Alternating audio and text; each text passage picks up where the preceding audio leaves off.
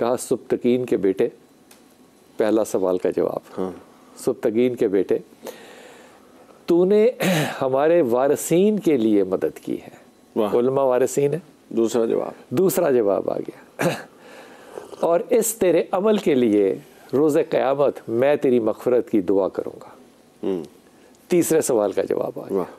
हुज़ूर अक़दस ये सोचिए ज़रा कि अल्लाह ताला के हाँ अगर नीयत सच्ची हो तो ज़ियारत रसूल जो है वो मकबूल भी होती है और कबूल भी होती है।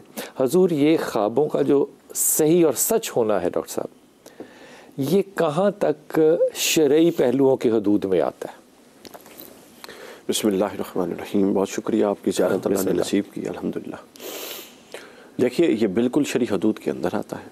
ख्वाब आना इंसान की नफ्सियात और इंसान की फ़ितरत का एक लाजमा है। ठीक। लाशऊर का इसके साथ बड़ा गहरा ताल्लुक़ है। ठीक।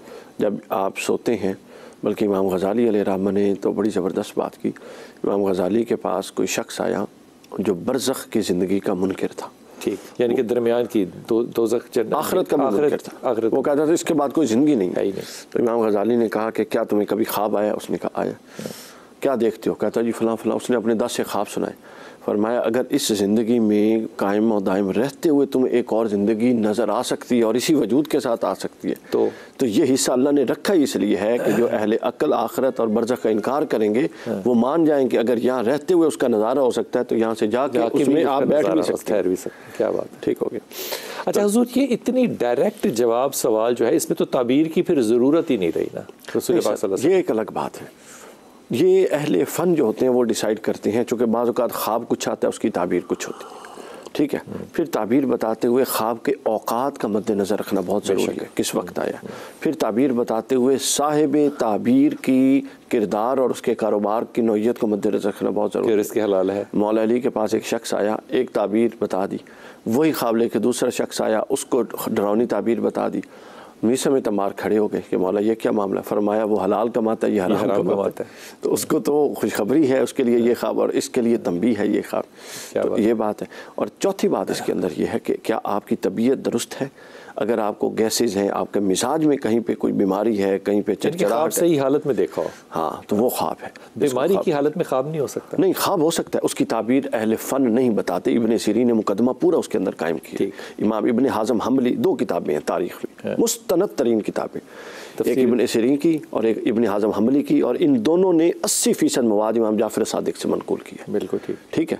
तो कुछ लोगों ने इमाम जाफ़र सादिक अलैहिस्सलाम के अपने भी अक़वाल जमा करके किताब बनाई। तो बस ये कुल ज़ख़ीरा, आगे सब इसकी नकल है। इसका मतलब ज़रूरी नहीं है कि कोई 2 लोग एक ही ख्वाब देखें तो उनके मानी एक ही हों। बिल्कुल ज़रूरी हो ही नहीं सकता, ज़रूरी है, मुख्तलिफ हो सकते हैं। अब ये साहिब ज़ौक़ पे डिपेंड करता है कि वो सुनाने वाला और सुनने वाला कौन है। ये अहले फ़न सुनने वाले पे डिपेंड करता है कि वो उसके पूरी हैत देखे, गौर करेगा। जिस तरह माहिर नफ्सियात बात करते हुए अगले बंदे की हरकत को भी देखता है। क्या बात है। आपने ये देखना, अगर आपका ख्वाब रात सोने और निसफ शब तहज्जुद इससे पहले आया है तो इसकी ताबीर अहले फ़न कहते हैं अगले 10 सालों से मुताल्लिक है। ठीक।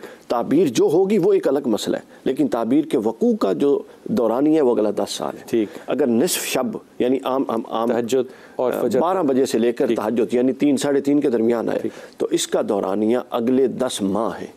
ठीक। उस 10 माह में वाक़ होगा। ठीक। और अगर आपको तहज्जुद के बाद और फजर के दरमियान या उठे और अजान हो रही है तो इसका ताल्लुक अगले 10 दिनों के साथ है। वो फ़ौरन हो जाएगी। वो फ़ौरन, यानी कि जितनी अर्ली टाइम में आएगी वो देर से एग्जीक्यूट होगी, जितनी लेट आएगी फजर की तरफ का वक्त में आएगा वो उसकी एग्जीक्यूशन ज़्यादा जल्दी होगी।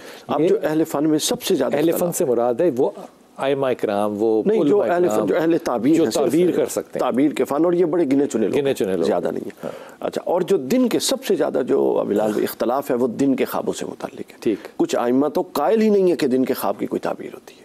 ठीक। और कुछ कायल हैं कि उसकी ताबीर होती है। मैं एक कॉलर ले लूँ फिर इस पर बात करते हैं। जी अस्सलाम वालेकुम बेटा। वालेकुम अस्सलाम। जी मेरी बेटी। जी अंकल जी, मैं सियालकोट से बात कर रही हूँ। मेरे 2 मसले हैं। जी बेटा। एक मेरी आंटी का मसला है और दूसरी मेरी सिस्टर का है।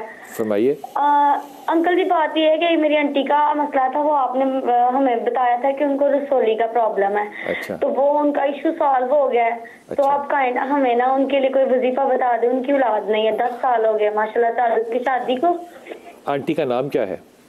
आसमा इजाज। और इजाज उनके शौहर हैं? जी जी। उन्हें कहिए कि वो फौरी तौर पे IVF की तरफ जाएं। ओके, ठीक है, फौरी तौर पे IVF की तरफ जाएं और आयत करीमा पढ़ें। ओके। दूसरी बात, और दूसरा मसला ये है कि अंकल जी मेरी सिस्टर है, वो उसकी शादी का यानी कि हम लोग रिश्ता देख रहे हैं, हम लोग पिक्चर भेजते हैं, रिश्ते वाली को दी हुई है। एक रिश्ता हमें आया भी हुआ था, हमने वो यानी कि वो हमारे घर आए, हमने हमारी बहन को देखा, वो बात भी पक्की हो गई। फिर उनके घर जाके कोई मसला हो गया, उनके वजह से उन्होंने वो रिश्ता, हमने कहा नहीं चलो ठीक है। आप बहन का नाम क्या है? उसका नाम मुबीन हादम है। मुबीन की शादी हो जाएगी, थोड़ी सी दिक्कत होगी लेकिन शादी हो जाएगी इंशाल्लाह। मुबीन से कहो कि वो या रहमान या रहीम या करीम और या वली या वाली, ये दो चीज़ें पढ़े। एक रवायत जो है वो हज़रत अबू हुरैरा से है, दूसरी वाली पहली रवायत या रहमान या रहीम या करीम ये अम्मा आयशा से है। ये दोनों तस्बीहात पढ़े, अल्लाह ताला आसानी कर देगा, हो जाएगा।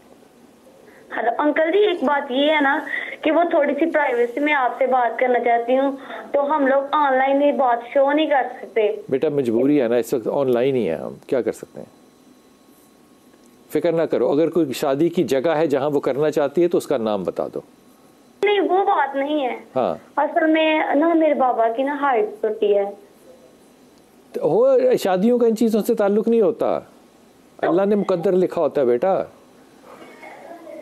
डोंट नो वरी, ये नहीं इशू कोई भी, छोड़ दो, अल्लाह आसानी करेगा। इशू क्रिएट करते हैं ना। कोई बात नहीं बेटा, जिसके दिल में इशू है वो नहीं करेगा, जिसके दिल में नहीं इशू होगा वो कर लेगा। फैसले तो अल्लाह के हैं जी, अल्लाह ने मुकद्दर लिखा होता है, इन चीज़ों को अपना कॉम्प्लेक्स नहीं बनाते। और ये जो आपने आंटी वाली बात बताई है ना, वो IVF अफोर्ड नहीं कर सकते अंकल जी। बेटा इसमें मैं क्या कह सकता हूँ, तुम मुझे बताओ। ओके, मैं कुछ कर नहीं सकता इसमें। जी अस्सलाम वालेकुम उज़मा। अस्सलाम वालेकुम। वालेकुम सलाम। जी मैं उज़मा इकबाल बात कर रही हूँ। जी जी, मुझे अपने बेटे हसन इकबाल के लिए पूछना है कि वो उसने मैट्रिक किया हुआ और अब वो 26 ईयर का है, 26 साल का है। अच्छा। पहले 4-5 साल उसने लगाया FMA FSC नहीं हुई, अब उस A लेवल की तरफ आ गया। तो बच्चा जो है ना ओवर कॉन्फिडेंस में कहूँगी कि ना उसके पास इल्म है ना कोई शौर, अभी तक ये नहीं पता कि मैंने जिंदगी में क्या करना है। और ये जो चीजें हैं ना मुझे समझ नहीं आ रही कि मैं अपने बेटे के साथ करूँ, क्योंकि ओवर कॉन्फिडेंस भी मैं इसलिए कह सकती हूँ क्योंकि उनके वालिद साहब भी ऐसे ही हैं कि उन्होंने भी अपनी जिंदगी में क्या जिम्मेदारी है वो तो नहीं निभाई, लेकिन उन्हें ये पता है कि मैंने बच्चे अगर नंबर नहीं लाया तो मैंने उसकी पिटाई करनी है।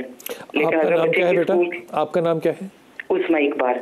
उज़मा, उज़मा देखो मियाँ बीवी की ज़िंदगी जैसी भी हो ना जी, उसका असर और तासुर बच्चों पे नहीं होना चाहिए जी।